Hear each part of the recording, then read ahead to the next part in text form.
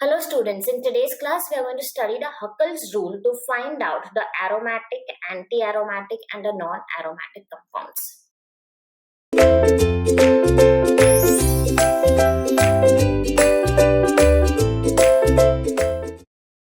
Now first let us talk about the aromatic compounds. We all already know that in aromatic compounds we have three forms or three conditions to follow. Aromatic compounds should be cyclic in nature.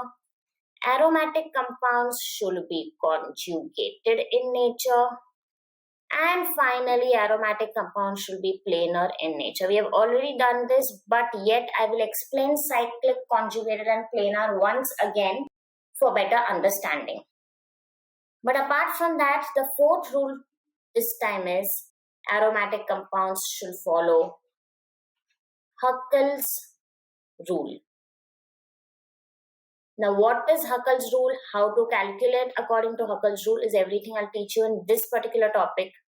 But if a compound follows Huckels Rule, then only it is aromatic in nature. That means it should be cyclic, conjugated, planar, plus it should follow Huckels Rule. That is the main criteria.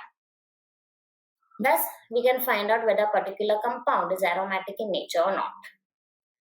Apart from aromatic compounds, we also have anti-aromatic compounds. Now, what exactly are anti-aromatic compounds? Compounds which will follow the cyclic rule. That means they will be cyclic in nature. They will be conjugated in nature. They will be planar in nature as well. That means that all the first three conditions over here, the first condition, the second condition, the third condition, all the first three conditions of aromatic compounds will be followed and fulfilled by anti-aromatic compounds as well. But when it will come to following the fourth condition or to following the condition of Huckels rule, anti-aromatic compounds will not be able to follow Huckels rule. Now, what is Huckels rule? It is a mathematical version of actually finding out whether a compound is aromatic or not, which it will not be followed by anti-aromatic compounds. Yet, anti-aromatic compounds will have their one own rule to prove that they are anti-aromatic in nature. Finally, we have non-aromatic compounds. Non-aromatic compounds are the compounds which will not follow the first three rules only. What are the first three rules? Being cyclic in nature, being conjugated in nature, and being planar in nature. Either these non-aromatic compounds will not follow any of these three rules, or they will follow either two of them, not one of them, or they will follow just one of them and not two of them. So I'm writing over here in the bracket either one or either two rules are followed. Very important to understand. With this, we come to know the basics of aromatic, non-aromatic and anti-aromatic compounds. Before we move on, let me explain what is cyclic, what is conjugated and what is planar. Firstly, let's talk about cyclic. Taking an example of benzene. Benzene is the most commonly known as aromatic compound. It has 6 carbon rings. It also has double bonds. Starts from a carbon and it will go all the way and it will end at that carbon. Starting and ending at the same carbon makes it cyclic. Will make it cyclic. What is conjugated? What do we mean by conjugated?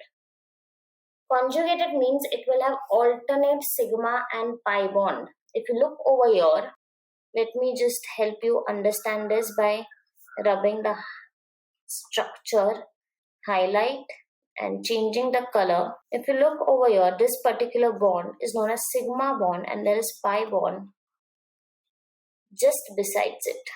Can you all see this? This is sigma. Over here there is pi bond just besides it. Then there is sigma bond over here, a pi bond over here. Sigma bond over here, pi bond over here. So if you look over here, it is sigma, pi, sigma, pi, sigma, pi, and so on. There are no two sigmas together. There are no two pi bonds together. There should not be a sigma-sigma pair together. That means there should not be two single bonds together. There should not be two double bonds together. This particular thing is known as a conjugated structure, wherein we have sigma, pi, sigma, pi, sigma, pi. No two sigmas together and no two pi's together. Perfect. And the final thing we have is it should be planar in nature. Now, what do we mean by planar in nature? Planar means it should be a 2D structure or a 2D form. The benzene ring is flat on a paper. All the aromatic compounds are flat on a paper. They do not have a z-axis. They only have an x-axis and a y-axis. This particular thing is very important. Why is it important? For the stability and the structure. But we cannot find out whether a particular structure is planar in nature or not unless we look through a microscope. And thus, it will be very important to understand that if we cannot know that a particular structure is planar or not without sitting in a laboratory, without having a microscope, then we will have to assume that it is planar. Now, what do I mean by this? All the structures in all the questions given to you all in the exams under this particular topic of aromatic compounds need to be considered planar. All the structures will be planar. Even if they're not planar, we have to consider them planar because we do not have a microscope and we do not have a laboratory in the examination hall to actually find out the structure is planar or not. Very important. Now let us move ahead to see what exactly is the Huckels Rule. So to see what is there in the Huckels Rule, let us first read the Huckels Rule. What does Huckels Rule say? Huckels Rule says that a set of algorithm that combines the pi-pi electrons. Remember, it is not the pi-pi bond, but the pi-pi electrons. They're talking about the electrons and not the bond. And the physical structure of the ring system to determine whether the molecules are aromatic, anti-aromatic or non-aromatic. Let us try understanding Huckels Rule with an example, and let's take the example as benzene. Benzene is the simplest example we can take because it is a small simple ring. Carbon attached to another carbon, attached to another carbon. From here also we have carbons attached to another carbons. In total, we have 6 carbons attached to each other as a ring. Let me just draw the double bonds, the alternating double bonds. Also drawing out the remaining hydrogens. This is the exact structure of benzene. How many rings does benzene have? Number of rings. Right now, I'm talking about number of rings, which is equal to 1. There's one cyclic structure, one cyclic ring. Number of rings can also be represented by a small n, which we will use in the Huckels formula. Now let us see what the Huckels formula is. The number of pi electrons in an aromatic system can be determined by the following algorithm, which is n equal to 4n plus 2. Just writing that down over here. 4n plus 2. I have seen this small n somewhere. Where have I seen it? I have seen it over here. Small n represents number of rings. So what will that be? 4. In benzene, what is n? 1, because we just have one ring. So 4 into 1 plus 2. What is 4 into 1? 4 ones are 4 plus 2, which is equals to 6. So according to the Huckels rule, not according to me, not according to you, not according to what we see, not according to the structure, according to Huckels rule, benzene should have 6 electrons. Which electrons? 6 pi electrons. Now what exactly are pi electrons? Pi electrons are nothing but electrons which make the pi bond. So let us check, let us see how many pi electrons are there by the structure. I'll simply change the color for more clarity. Let us have a nice blue color. And over here, let us first see how many pi bonds do we have. We have one pi bond over here. We have another pi bond over here. And another pi bond over here. If you see, 1, 2, 3, 4, 5, 6. Firstly, we need to understand that one pi bond is made up of 2 pi electrons, as I have highlighted in the structure. Over here, how many pi bonds do I have? I have total 3 pi bonds. So how many pi electrons will I have? 6 pi electrons.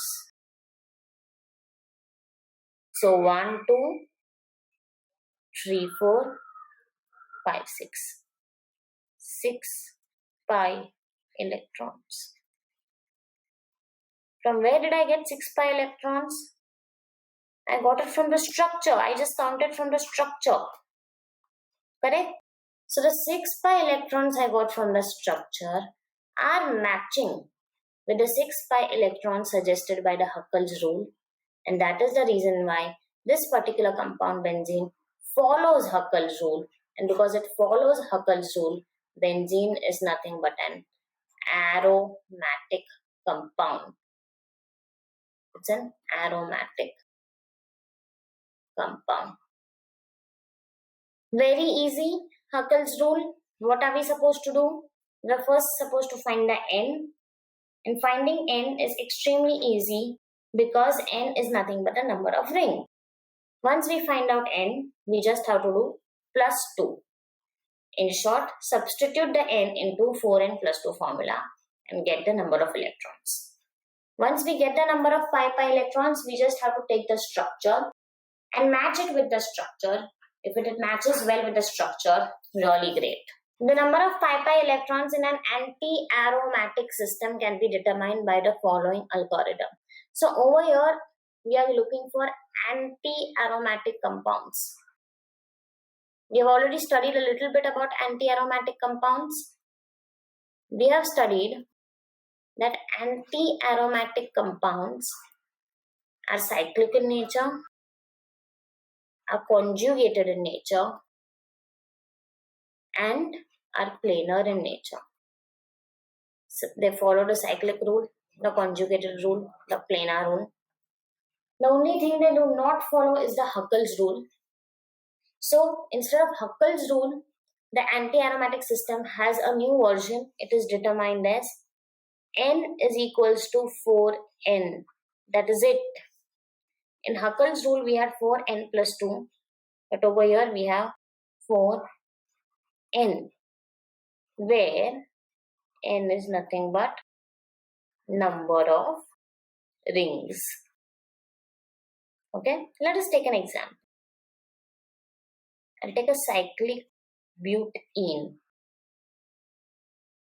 So now, according to anti-aromatic compounds, 4n. How many cycles do I have in this? How many rings I have? I have one ring. So it should be 4 into 1, which is equals to 4.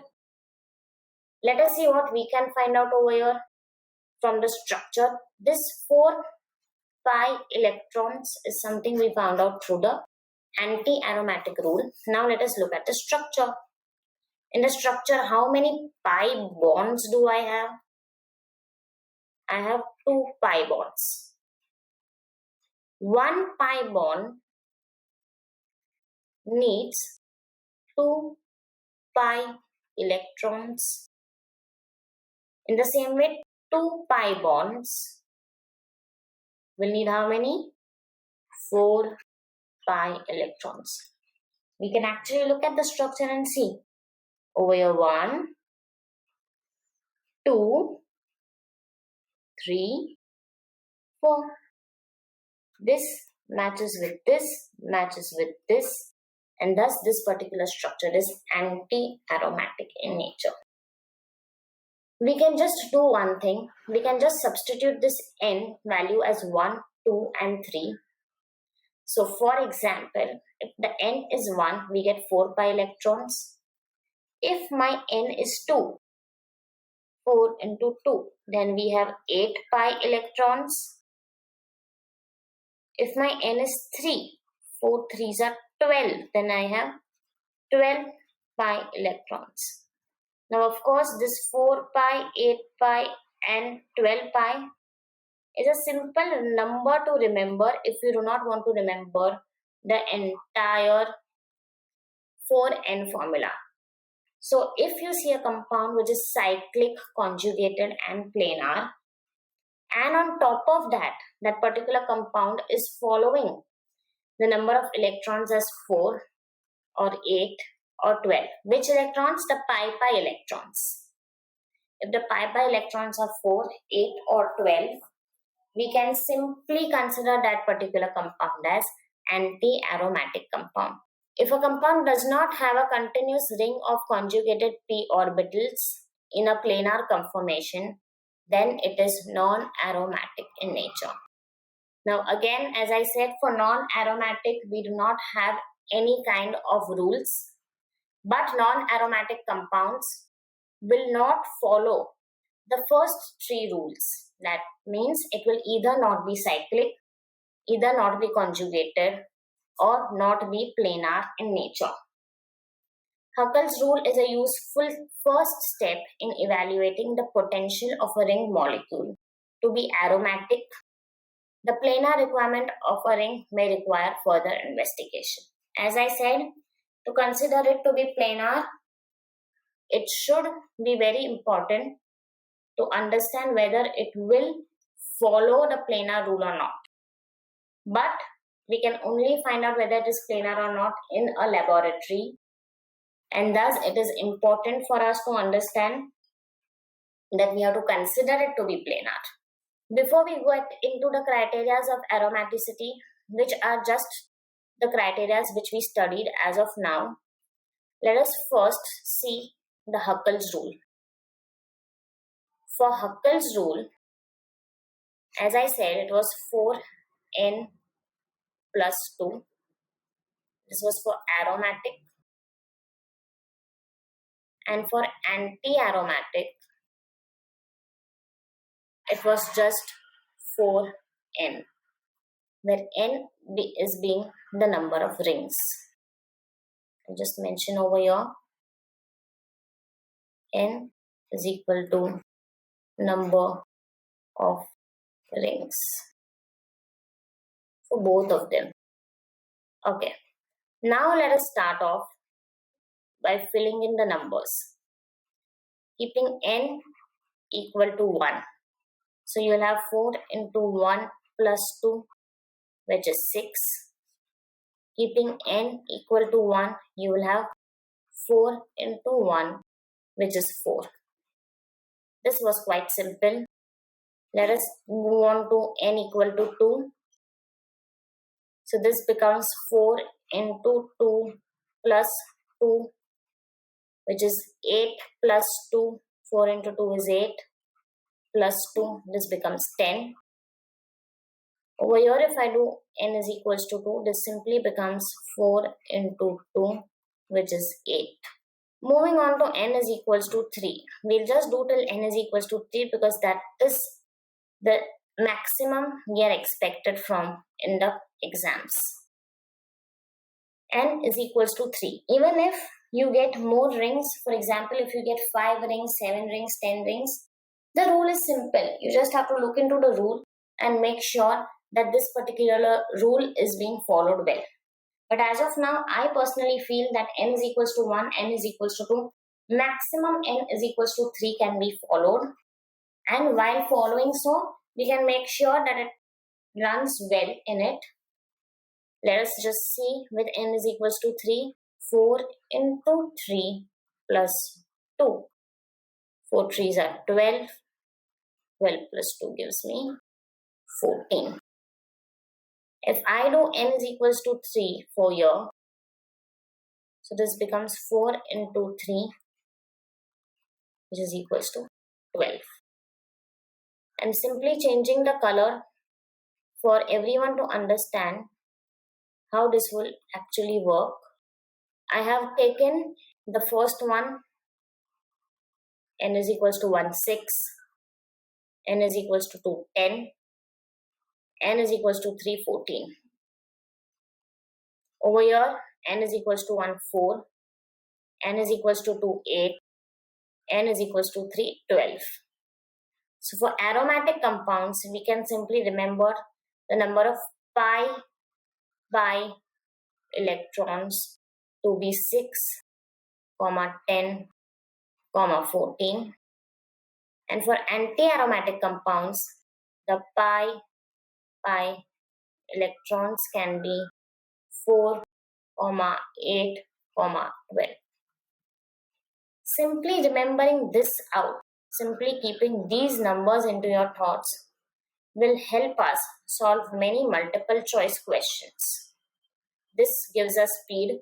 This will help us understand how the thing will actually work. Now let us go through the criteria once again, the 4 criteria of aromaticity or for finding whether this particular compound is aromatic in nature or not. What is it?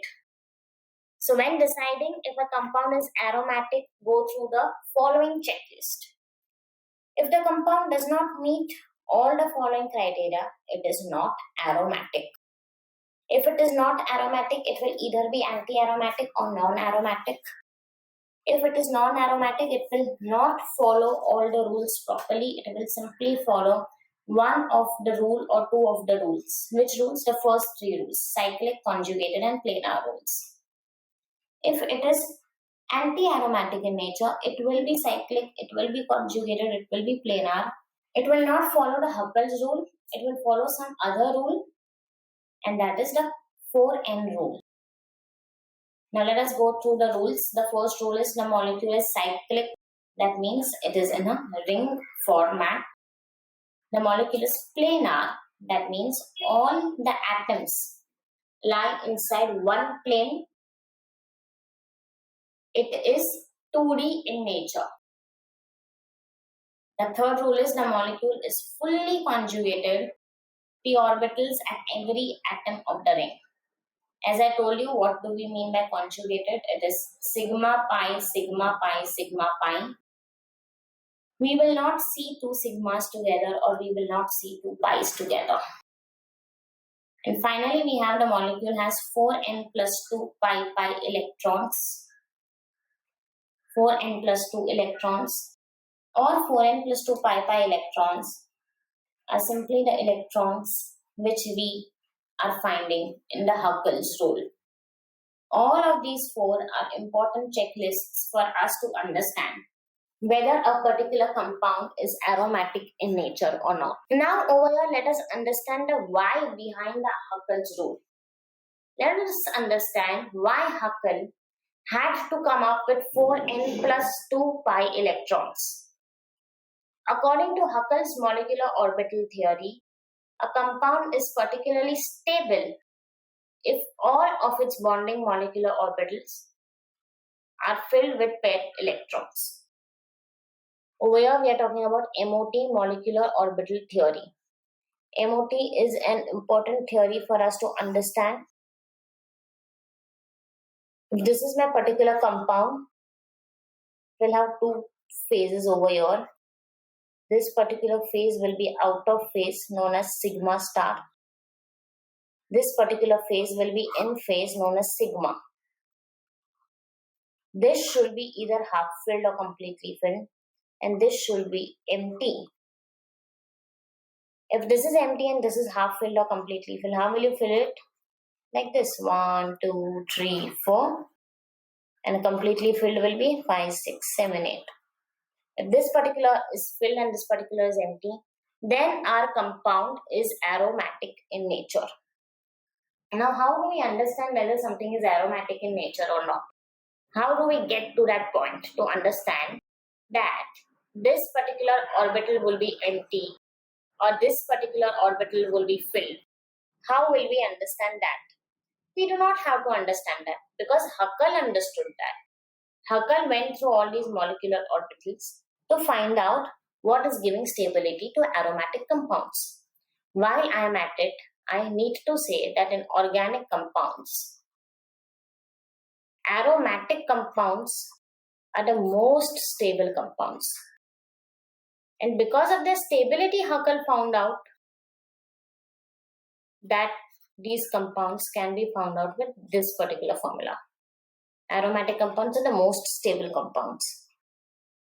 This is true for aromatic compounds, meaning they are quite stable. With aromatic compounds, 2 electrons fill in the lowest energy molecular orbital and 4 electrons fill each subsequent energy level. The number of subsequent energy levels is denoted by N, leaving all bonding orbitals filled and no anti-bonding orbitals occupied. As I said, these are nothing but my bonding orbitals, which are filled, and this on top are my anti-bonding orbitals, which are empty. So none of this is occupied and none of this is empty, making them very stable. This gives total of 4n plus 2 pi electrons. You can see how this works with the molecular orbital diagram of the aromatic compound benzene. Again, I had just shown you the molecular orbital diagram. Again, with benzene, it's the same thing. The sigma will be filled and the sigma star will be empty. With this, I would want to say that when it comes to stability in organic chemistry, very important, aromatic compounds are the most stable. After that, we have the non-aromatic compounds in the middle, and finally we have the anti-aromatic compounds. Aromatic compounds are most stable. Anti-aromatic compounds are the least stable. And non-aromatic compounds are in the middle. Very important for us to understand how this actually works. So with this, we finish up with Huckels Rule. We also understand what are aromatic compounds, what are non-aromatic compounds, what are anti-aromatic compounds. With that, we also realize how to find out whether a particular compound is aromatic in nature, whether it is non-aromatic in nature or anti-aromatic in nature.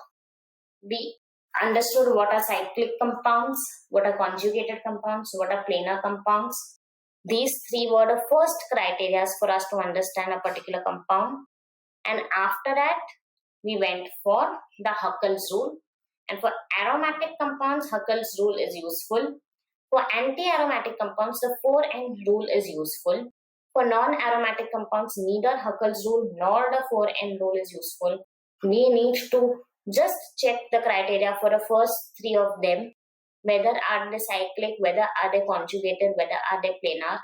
Either one of them, two of them, or maybe all three of them will not be fulfilled.